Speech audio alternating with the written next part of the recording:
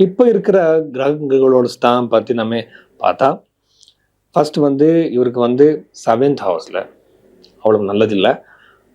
ஆனா, கல்யாணம் யாருக்கு நடக்கலையோ, யாருக்கு கல்யாணம் டிலே ஆயிட்டு இருக்கோ, அவர் எல்லாருக்குமே கண்டிப்பா கல்யாணம் நடக்கும். ஆனா, சம்பந்தம் வரலாம். ஆனா, இங்க இங்க இன்னொரு விஷயம் பார்க்கணும். ஜாதகத்துல நெறைய அஃப்ளிக்ஷன்ஸ்கள் இருக்கக்கூடாது. அஃப்ளிக்ஷன்ஸ்ன்னா, இப்ப எப்படின்னா செவ்வாய் தோஷமோ, இல்ல சில டிலே காம்பினேஷன்ஸ்ன்னு சொல்லுவாங்க.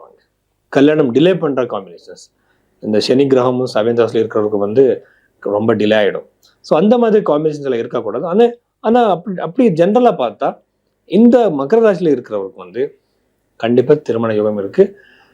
ஒருவேளை ஜூபிட்டர் அ டிரான்சிட் இங்க வந்தா 7th ஹவுஸ்க்கு, எந்த மாதிரி பிரச்சனை இருந்தாலும் சரி, கல்யாணத்துக்கு கண்டிப்பா கல்யாணம் நடக்கும். ஆனா, இந்த மகர ராசியில பொறந்தவருக்கு வந்து ப்ராப்பர்ட்டி வாங்குற ஒரு யோகம் இருக்கு. இந்த டைம் பீரியட். எந்த பொருளா இருக்கலாம். எப்படின்னா